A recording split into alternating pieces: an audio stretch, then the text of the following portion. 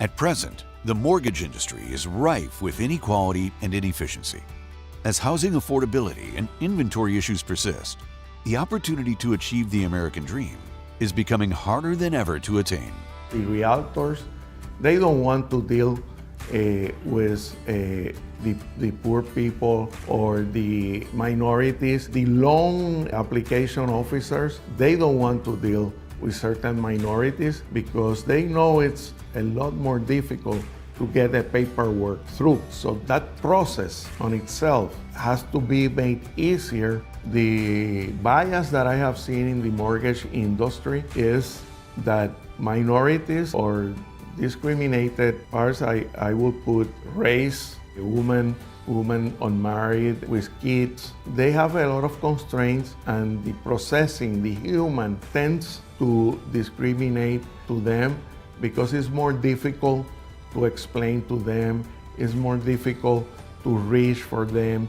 They have less time, they have less understanding, they have language barriers. The purchase mortgage denial rate for Black homebuyers is twice as high as the denial rate for the overall mortgage borrower population in each of the nation's 50 largest metros. Most of the minority borrowers are first-time homeowners. Simply put, it is cost and inconvenience that is causing a lot of bias and inefficiency against minority borrowers in the lending industry. So when a minority borrower is applying for a home loan, it involves a lot of manpower and infrastructure to review their complex situations and life events. This makes the lender's cost of closing a loan for a minority borrower much more expensive than that of non-minority borrowers. And it is convenient for them to deny credit for these eligible borrowers who could have otherwise had that credit. The racial gap in mortgage lending places home ownership further out of reach and perpetuates these barriers to entry. The racial gap in lending for minorities is keeping them from accessing generational wealth because of the disproportionate numbers that they're being declined. We all know that purchasing a home leads to an avenue to have access to equity in the home so that you can purchase another home or do home improvements so that your home can be worth more. But I think of it as something even more than just the obvious of money. If you are able to purchase a home, then you no longer have to worry about where you're going to live. So you can focus on other things like a career, education, which also leads to generational wealth.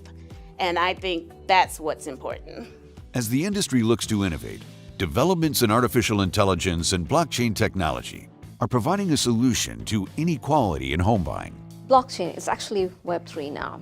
Web3 is the future of all financial transactions. Without Web3 and AI technology, it is impossible to bring equality in lending. Web3. The AI takes all the complex documents, life situations, credit of the borrower, reviews it very quickly and effectively, and takes the race and gender and income or complex situations out of the equation and issues you a token with a credit line on it.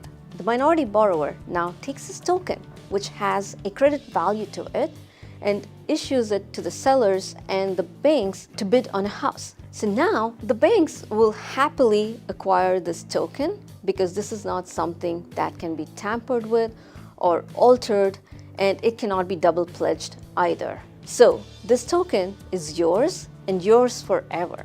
That is why this is called NFT, the non-fungible token. And this is how the low-income borrowers are given the opportunity to be homeowners. The use of artificial intelligence creates equal opportunities for buyers.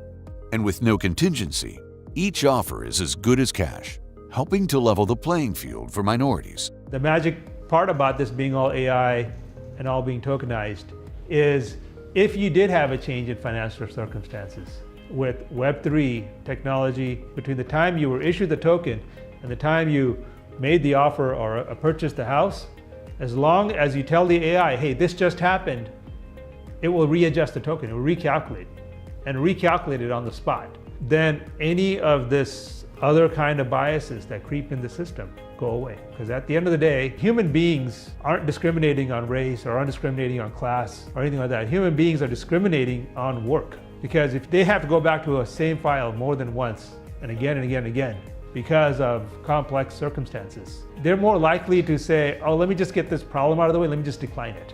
Putting the power into the hands of the buyer, the platform opens doors to all buyers, providing more opportunities for borrowers in underserved markets. It's creating more opportunity for all borrowers. The banking industry is self-destructive. In a way, they think they're helping themselves by doing the easy loans first and by helping only the most wealthy amongst us. But what they're really doing is hurting themselves because they're shrinking the market. Financial services are still stuck in the 19th century. To mechanize financial services, you really needed AI. AI is here. We have completely mechanized financial services. So now every single person can get the same level of service as the top 3%. And when every single person gets the same level of service as the top 3%, then you have true fair lending. Then you have economic growth across the spectrum. And then people are buying houses and investing, putting money into their communities, starting small businesses.